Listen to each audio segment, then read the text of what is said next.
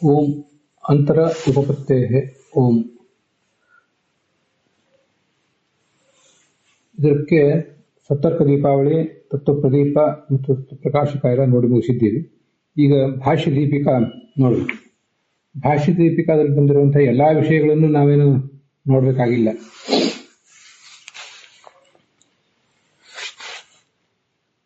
(245ನೇ ಪುಟದಲ್ಲಿ ಭಾಷ್ಯ ದೀಪಿಕಾದ ವ್ಯಾಖ್ಯಾನ ಏನು ಪ್ರಾರಂಭ ಕಂಡಿದೆ ಅದರಲ್ಲಿ ಮೊದಲನೇ ಪುಟದಲ್ಲಿ ಈಗಾಗಲೇ ನಾವು ನೋಡಿದ್ದಿದೆ.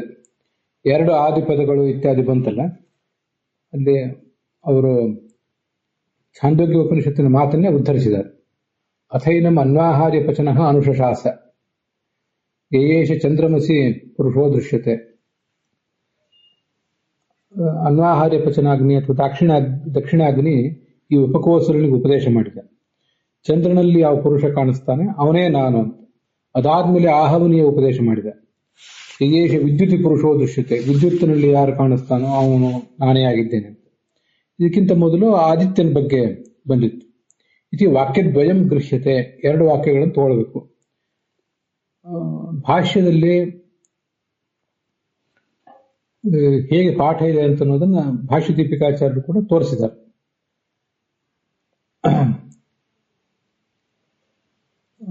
ಯೇಷ ಆದಿತ್ಯ ಪುರುಷ ಸೋಹಮಸ್ಮಿ ಸಯ್ಯವಾಹಮಸ್ಮಿ ಇತ್ಯಾದೌ ಅಂತಿದೆ ಒಂದು ಆದಿಪದ. ಇನ್ನೊಂದು ಆದಿತ್ಯಾದಿಸ್ಥತ್ವ ಮತ್ತು 2ನೇ ಆದಿಪದ ಇದೆ.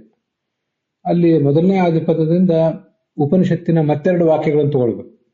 2ನೇ ಆದಿಪದದಿಂದ ಆದಿತ್ಯ ಎಂಬಲ್ಲಿ ಅಂತ ಶಬ್ದ ಇದ್ದೇ ಇದೆ. ಆದಿತ್ಯಾದಿ ಅಂದ್ರೆ ಚಂದ್ರ ಮತ್ತು ವಿದ್ಯುತ್ಗಳನ್ನು ತಗೊಳ್ಬೇಕು. ಇದನ್ನ ಹಿಂದೆ ನೋಡಿದ್ದೀವಿ. ಇನ್ನೊಂದ್ಸರಿ ಆ ಭಾಷ್ಯ ವಾಕ್ಯ ಹೇಗಿದೆ ಅನ್ನೋದನ್ನ ಭಾಷ್ಯ ದೀಪಿಕಾಚಾರ್ಯರು ಕೂಡ ತೋರಿಸಿದ್ದನ್ನು ನೋಡ್ಬೇಕಷ್ಟೆ.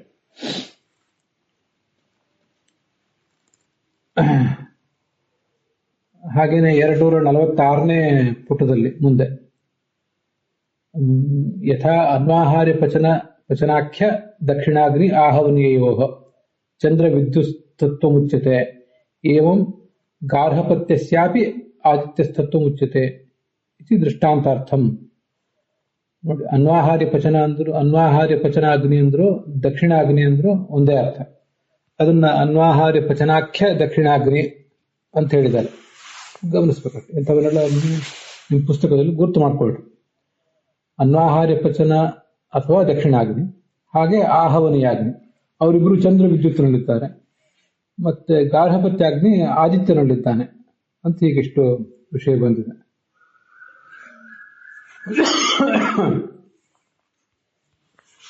248ನೇ ಪುಟದಲ್ಲಿ ನಾವೀಗಾಗಲೇ ನೋಡಿದ ವಿಷಯ ಇದೆ.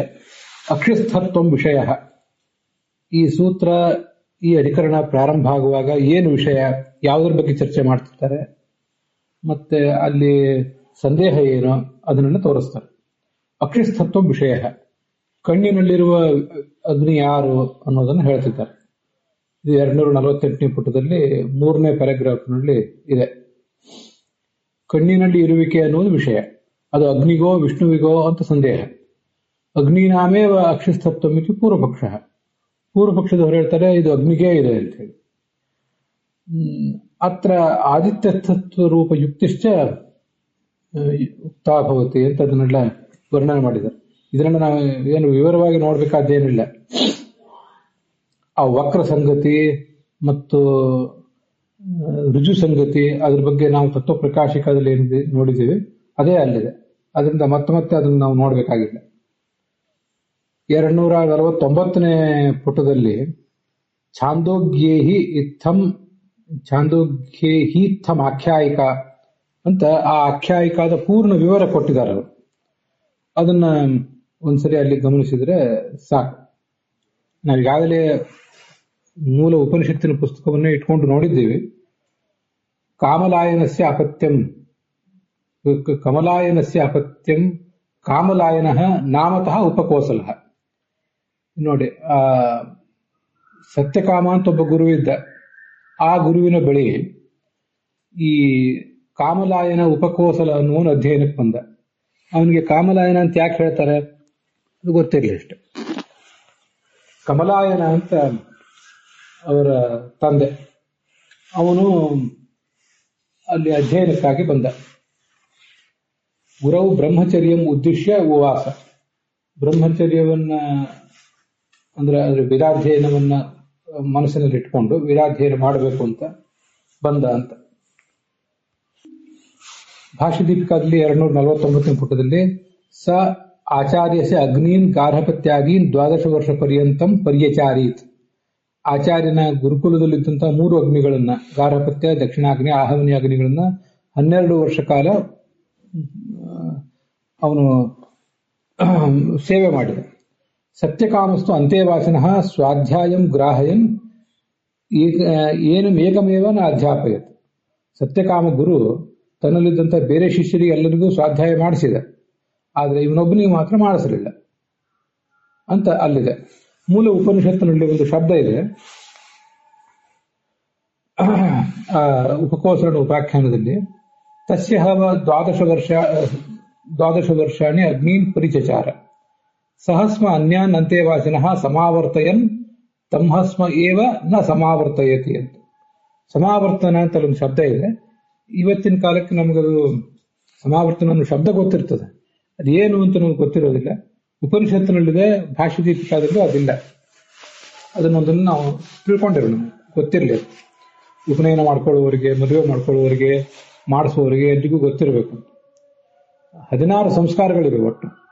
ಅದರಲ್ಲಿ ಕೆಲವು ಸಂಸ್ಕಾರಗಳನ್ನ ಮನೆಯಲ್ಲೇ ತಂದೆ ತಾಯಂದ್ರು ಮಾಡ್ತಾರೆ, ಕೆಲವು ಸಂಸ್ಕಾರಗಳನ್ನ ಗುರು ತನ್ನ ಗುರುಕುಲಕ್ಕೆ ವಿದ್ಯಾರ್ಥಿನ ಕರ್ಕೊಂಡು ಹೋಗಿರ್ತಾನಲ್ಲ ಅಲ್ಲಿ ಮಾಡ್ತಾನೆ.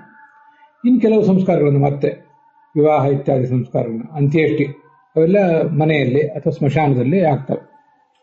ಸಮಾವರ್ತಯತಿ ಅಂತಲ್ಲಿದೆ ನೋಡಿ. ಗುರುವಿನ ಬಳಿಗೆ ಶಿಷ್ಯರು ಬಂದಾಗ ಅವನು ಮಾಡಬೇಕಾದಂತ ಒಂದು 2-3 ಸಂಸ್ಕಾರಗಳಿವೆ, ಮಹಾವ್ರತ ಇತ್ಯಾದಿ. ಅವು ಬಿಡಿ, ಗುರುಕುಲದಲ್ಲಿ ಆಗಬೇಕಾದ ಸಂಸ್ಕಾರದಲ್ಲಿ ಕೊನೆಯ ಸಂಸ್ಕಾರ ಅಂದ್ರೆ ಸಮಾವರ್ತನ. ಆ ಸಮಾವರ್ತನ ಅಂದ್ರೆ ಏನದು? ಪೂರ್ಣ ಅಧ್ಯಯನ ಎಲ್ಲ ಮಾಡಿಸಿ ಅದಾದ ಮೇಲೆ ಮನೆಗೆ ಹೋಗ್ಲಿಕ್ಕೆ ಅನುಮತಿ ಕೊಡ್ತಾನೆ. ನೀವು ಮನೆಗೆ ಹೋಗ್ರಿ, ಮದುವೆ ಮಾಡ್ಕೊಳ್ರಿ ಅಂತ ಅನುಮತಿ ಕೊಡ್ತಾನೆ. ಸಮಾವರ್ತನ ಅನ್ನುವ ಸಂಸ್ಕಾರ ಆದ್ಮೇಲೆ ವಿವಾಹ ಸಂಸ್ಕಾರ. ಇವತ್ತು ಗುರುಕುಲ ಪದ್ಧತಿ ಇಲ್ಲಲ್ಲ, ನಮಗೆ ಗುರುಕುಲಕ್ಕೆ ನಾವು ಹೋಗೋದೇ ಇಲ್ಲ. ಆದ್ರಿಂದ ಗುರುಕುಲದಲ್ಲಿ ಸಮಾವರ್ತನ ಅನ್ನೋ ಸಂಸ್ಕಾರ ಈಗ ಬಿಟ್ಟು ಹೋಗಿದೆ. ಅದರ ಬದಲಾಗಿ ನಾಳೆ ವಿವಾಹ ಅಂದ್ರೆ ಇವತ್ತು ಅಥವಾ ಒಂದು 2-3 ದಿವಸ ಮೊದಲು ಪುರೋಹಿತರಾದವರೇ ಈ ಸಮಾವರ್ತನ ಅನ್ನೋ ಸಂಸ್ಕಾರವನ್ನು ಮಾಡಿಸ್ತಾರೆ. ಅದಕ್ಕೆ ಇವತ್ತಿನ ದಿವಸ ಸೋಡ್ ಮುಂಜುವಿ ಅಂತ ಕರೀತಾರೆ ಕೆಲವರು. ಸೋಡ್ ಮುಂಜುವಿ ಅಂದ್ರೆ ಏನು? ಮುಂಜುವಿ ಅಂದ್ರೆ ಉಪನಯನ. ಮುಂಜ ಅನ್ನೋ ಒಂದು ಹುಲ್ಲು, ಆ ಹುಲ್ಲಿನಿಂದ ಆದಂತಹ ಒಂದು ನಡು ದಾರವನ್ನು ಕಟ್ಕೊಂಡಿರ್ತಾನೆ ಬ್ರಹ್ಮಚಾರಿ. ಅದಕ್ಕೆ ಉಪನಯನ ಅಂತ ಸಂಸ್ಕೃತ ಶಬ್ದ ಇದೆ. ಅದನ್ನ ಈ ಕಡೆ ಉತ್ತರ ಕರ್ನಾಟಕದಲ್ಲಿ ಮುಂಜುವಿ ಅಂತ ಕರೀತಾರೆ. ವಸ್ತುತಃ ಅದು ಮೌಂಜಿಯೇ ಮುಂಜುವಿ. ಇಲ್ಲಿವರೆಗೆ ಮುಂಜುವಿ ಆಗಿತ್ತು, ಉಪನಯನ ಆಗಿತ್ತು, ಗುರುಕುಲಕ್ಕೆ ಹೋಗಿದ್ದ. ಅಲ್ಲಿ ಸೋಡ ಮುಂಜುವಿ. ಮುಂಜುವಿ ಆದ ಮೇಲೆ ಏನೇನು ಕಾರ್ಯಕ್ರಮಗಳನ್ನು ಮಾಡಿದ ಅದನ್ನೆಲ್ಲ ಬಿಟ್ಟ ಅವನು, ಮುಗೀತದೆಲ್ಲ. ಇನ್ನೇ ಸೋಡ್ ಅಂದ್ರೆ ಛೋಡ್ ಅಂತ ಅರ್ಥ. ಪ್ರಾಯ ಅವನ ಬ್ರಹ್ಮಚರ್ಯ ದಶಾ ಅನ್ನೋದು ಮುಗಿಲಿಕ್ಕೆ ಬಂದಿದೆ ಅಂತ ಅರ್ಥ. ಅದನ್ನೇ ಸೋಡ್ ಮುಂಜುವಿ ಅಂತ ಪ್ರಾಯ ಕರೀತಾರೆ. ಆವಾಗ ಗುರುವಾದವನು ಸಮಾವರ್ತನ ಮಾಡಿಸ್ತಾನೆ ಅವನಿಗೆ. ನಿನ್ನ ಅಧ್ಯಯನ ಏನು ಮುಗಿದಿದೆ, ಮನೆಗೆ ಹೋಗುವಂತ. ಅದನ್ನು ಮುಗಿಸಿ ಅವನು ಮನೆಗೆ ಬರಬೇಕು. ಮನೆಗೆ ಬಂದ ಕೂಡಲೇ ಅವನದು ವಿವಾಹ ಪ್ರಾರಂಭ ಆಗ್ತದೆ, ವಿವಾಹದ ಸಿದ್ಧತೆಗಳು ಪ್ರಾರಂಭ ಆಗ್ತವೆ. ಆ ಸಮಾವರ್ತನಕ್ಕೂ ವಿವಾಹಕ್ಕೂ ಬಹಳ ದೀರ್ಘಕಾಲ ಇರುವಂತಿಲ್ಲ. ಆಗಿನ ಕಾಲಕ್ಕೆ ಈಗ ಇರುವಂತೆ ಹೆಣ್ಣಿನ ಕೊರತೆ, ಜೀವನದಲ್ಲಿ ಸೆಟ್ಲ್ ಆಗಲಿಲ್ಲ ಅನ್ನೋ ಸಮಸ್ಯೆ ಇವೆಲ್ಲ ಇರ್ತಿರ್ಲಿಲ್ಲ. ಸಮಾವರ್ತನ ಆದ ಕೂಡಲೇ ಆ ವಿವಾಹನೂ ಕೂಡ ಆಗ್ತಿತ್ತು. ಹೀಗೆ ಸಮಾವರ್ತನ ಇವತ್ತು ನಾಳೆ ವಿವಾಹ ಇವತ್ತೇ ನಾವು ಮಾಡ್ತಿದ್ದೇವಲ್ಲ, ಅದು ಮೂಲತಃ ಗುರುಕುಲದಲ್ಲಿ ಸಮಾವರ್ತನ, ಮನೆಯಲ್ಲಿ ವಿವಾಹ, ಇಷ್ಟ ಆಗ್ತದೆ. ಅದನ್ನೇ ಸಮಾವರ್ತಯನ್ ಅಂತವರು ನಾಮಪದವಾಗಿ ಇದ್ದದ್ದನ್ನ ಕ್ರಿಯಾಪದವಾಗಿ ತಗೊಂಡಿದ್ದಾರೆ. ಸಮ್ ಆಂಗ್ ಇತ್ಯುಪಸರ್ಗ ದ್ವಯಪೂರ್ವಕ ಕೃತವರ್ತನೆ ಧಾತು, ಅದರ ನಿಜಂತ ರೂಪ. ಶಿಷ್ಯರಿಗೆ ಅಧ್ಯಯನ ಮಾಡಿಸಿ ಸಮಾವರ್ತನ ಅನ್ನೋ ಸಂಸ್ಕಾರ ಮಾಡಿಸಿ ಅವರನ್ನು ಕೊಟ್ಟು ಕಳಿಸುವುದು. ಅಲ್ಲಿ ಸ್ವಲ್ಪ ಈ ಕೂದಲು ಕತ್ತರಿಸುವುದು, ಗೋದಾನ. ಇಷ್ಟು ದಿವಸ ಗುರುಕುಲದಲ್ಲಿದ್ದ, ಸ್ವಲ್ಪ ಹೆಚ್ಚು ಕಡಿಮೆ ಇದ್ದ, ಇನ್ನು ಮುಂದೆ ಸ್ವಲ್ಪ ಅವನು ವಿವಾಹ ಮಾಡಿಕೊಳ್ಳುವವನಾದ್ರಿಂದ ಟ್ರಿಮ್ ಆಗಿರಬೇಕು. ಅದಕ್ಕಾಗಿ ಆ ಒಂದು ಸಂಸ್ಕಾರವನ್ನ ಮಾಡಿಸ್ತಾರೆ. ಈಗಿನ ದುರ್ದೈವ ಏನಂದ್ರೆ, ಸಮಾವರ್ತನ ಇವತ್ತು, ನಾಳೆ ವಿವಾಹ ಅನ್ನೋದು ವಿಷಯ ಬೇರೆ. ಕೆಲವು ಕಡೆ ಇವತ್ತು ಉಪನಯನ, ನಾಳೆ ಸಮಾವರ್ತನ, ನಾಡಿದ ವಿವಾಹ ಹೀಗಾಗ್ತದೆ. ಉಪನಯನ ಬಹಳ ದೀರ್ಘ ಮುಂಚೆನೆ ಮಾಡಿಕೊಂಡು ಶಾಸ್ತ್ರಾಧ್ಯಯನ ಮಾಡಬೇಕು ಅನ್ನೋದು ಕೂಡ ಅರ್ಥ ಆಗಿಬಿಡ್ತದೆ. ಇಲ್ಲಿ ಅದನ್ನೆಲ್ಲ ಮುಂದೆ ತ್ರಿಪಾದಸ್ಯಾಮೃತಂ ದಿವಿ ಇತ್ಯಾದಿ ವೀರವಾಕ್ಯಗಳಿವೆ. ಆ ತ್ರಿಪಾದಸ್ಯಾಂ ದಿವಿ ಅನ್ನೋದಕ್ಕೆ ಏನ್ ಅರ್ಥ ಅಂತ ಕಳೆದ ದಿವಸ ಒಂದು ಜಿಜ್ಞಾಸೆ ಬಂದಿತ್ತು. ಅಸ್ಯ ಈ ಭಗವಂತನ ಅಮೃತಂ ನಾಶರಹಿತವಾದ ತ್ರಿಪಾತ್ ಮೂರು ರೂಪಗಳು ಸಮುದಾಯ. ಅವು ದಿವಿ ಅಂದ್ರೆ ದ್ವಿಲೋಕದಲ್ಲಿವೆ, ಮೇಲಿನ ಲೋಕ ಅಂತ ಅರ್ಥ. ದ್ವಿಲೋಕ ಅಂದ್ರೆ ಬರೇ ಸ್ವರ್ಗ ಅಂತ ಅರ್ಥ ಅಲ್ಲ. ಅದಕ್ಕೇನರ್ಥ ಅಂದ್ರೆ ನಾಶವಿಲ್ಲದವನು ಈ ಭಗವಂತ. ಅವನ ಆ ಅಮೃತ, ಅಭಯ, ಕ್ಷೇಮ ಅನ್ನುವ ಮೂರು ರೂಪಗಳು ಕೂಡ ನಾಶರಹಿತವೆ. ಅವು ಕ್ರಮವಾಗಿ ಅನಂತಾಸನ, ವೈಕುಂಠ, ಶ್ವೇತದ್ವೀಪಗಳಲ್ಲಿವೆ. ಅಮೃತ ಅನ್ನುವುದು ಅನಂತಾಸನದಲ್ಲಿ, ಅಭಯ ಅನ್ನುವುದು ವೈಕುಂಠದಲ್ಲಿ, ಮುಂದೆ ಕ್ಷೇಮ ಅನ್ನುವುದು ಶ್ವೇತದ್ವೀಪದಲ್ಲಿವೆ. ಇವು ಛಾಂದೋಗ್ಯೋಪನಿಷತ್ತಿನ ಭಾಷ್ಯದಲ್ಲಿ ಮತ್ತೆ ಬ್ರಹ್ಮಸೂತ್ರ ಭಾಷ್ಯದಲ್ಲಿ ಕೂಡ ಹಿಂದೊಂದು ಕಡೆ ಬಂದಿತ್ತು ನೆನಪು. ಹೀಗೆ ಅಸ್ಯ ಈ ಭಗವಂತನ ಅಮೃತಂ ನಾಶರಹಿತವಾದ ತ್ರಿಪಾತ್ ಮೂರು ರೂಪಗಳು ದಿವಿ ಅಂದ್ರೆ ಶ್ವೇತದ್ವೀಪ, ಅನಂತಾಸನ, ವೈಕುಂಠ ಮೂರು ಲೋಕಗಳಲ್ಲಿವೆ ಅಂತ ಅದರ ಅರ್ಥ. ಅದರಿಂದ ಅರ್ಥ ನೋಡುವುದು ನಾವು ಉಳಿದದ್ದು. ಭಾಷ್ಯ ದೀಪಿಕಾದಲ್ಲಿ ಕೊನೆಗೆ ಅಂತರ್ಯಾಮಿಣಿ ಅಹಮಾದಿ ಶಬ್ದ ಪ್ರವೃತ್ತಿ ಸ್ಮಾರಯತಿ ಅಂತಿದೆ 254ನೇ ಪುಟ. ಇದನ್ನೆಲ್ಲ ನೋಡಿದ್ದೇವೆ. ಶಬ್ದದ ದೃಷ್ಟಿಯಿಂದ ಅಷ್ಟೇ ಮತ್ತೆ ನೋಡೋದು, ಶಬ್ದ ಪ್ರಯೋಗ ದೃಷ್ಟಿಯಿಂದ. ಅಹಂ ಎಂಬ ಶಬ್ದ ಕೇವಲ ನಾನು ಅನ್ನೋದನ್ನು ಹೇಳೋದಿಲ್ಲ, ನನ್ನಲ್ಲಿ ಅಂತರ್ಯಾಮಿ ಅನ್ನೋ ಒಂದು ಅರ್ಥವನ್ನು ಹೇಳ್ತದೆ. ಸರಿ, ಅಂತರ್ಯಾಮಿ ಅನ್ನೋ ಅರ್ಥದಲ್ಲಿ ಅಹಂ ಎಂಬ ಶಬ್ದ ಪ್ರವೃತ್ತವಾಗಿದೆ, ತ್ವಂ ಎಂಬ ಶಬ್ದವು ಕೂಡ ಹಾಗೇನೆ ಅನ್ನೋದನ್ನ ಸ್ಮಾರಯತಿ, ಸ್ಮೃತಿ ಅಂದ್ರೆ ಪೌರುಷೇಯ ಗ್ರಂಥದ ಮೂಲಕ ಆಚಾರ್ಯರು ತೋರಿಸ್ತಾ ಇದ್ದಾರೆ. ಅಲ್ಲಿ ಬರೀ ನೆನಪು ಮಾಡಿಕೊಡ್ತಿದ್ದಾರೆ ಅಂತ ಅರ್ಥ ಅಲ್ಲ, ಬೇರೆ ಲೌಕಿಕ ಸಂಸ್ಕೃತದಲ್ಲಿ ನೆನಪು ಮಾಡಿಕೊಡ್ತಿದ್ದಾರೆ ಅಂತ ಅರ್ಥ. ಬೇರೆ ಕಡೆ ಎಲ್ಲಾರು ಸ್ಮಾರಯತಿ ಅಂತ ಹೀಗೆಲ್ಲ ಹೇಳಿದಾಗ ನೆನಪಿಸ್ತಾ ಇದ್ದಾರೆ ಅಂತ. ಇಲ್ಲಿ ಸ್ಮಾರಯತಿ ಅಂದ್ರೆ ಸ್ಮೃತಿ ಅಂದ್ರೆ ಪೌರುಷೇಯ ವಾಕ್ಯ, ಅದರ ಮೂಲಕ ಅಂದ್ರೆ ಪುರಾಣ ವಾಕ್ಯದ ಮೂಲಕ ತೋರಿಸ್ತಾ ಇದ್ದಾರೆ ಅಂತ ಅರ್ಥ. ಅದನ್ನೇ ಕೆಲವು ಕಡೆ ಸ್ಮರ್ಯತೆ ಅಂತ ಕರ್ಮಣಿ ಪ್ರಯೋಗದಲ್ಲಿ ಹೇಳ್ತಿರ್ತಾರೆ, ಕೆಲವು ಕಡೆ ಸ್ಮಾರಯತಿ ಅಂತ ಈಗ ನಿಜಾಂತದಲ್ಲಿ ಹೇಳಿದ್ದಾರೆ. ಸ್ಮಾರಯತಿ ಆಚಾರ್ಯ ಭಾಷ್ಯಕಾರ ಅಂತ ಅದರ ಅರ್ಥ. ಅಲ್ಲಿಗೆ ಇವತ್ತಿನ ಈ ಭಾಗ ಸಮಾಪ್ತ ಆಗಿದೆ.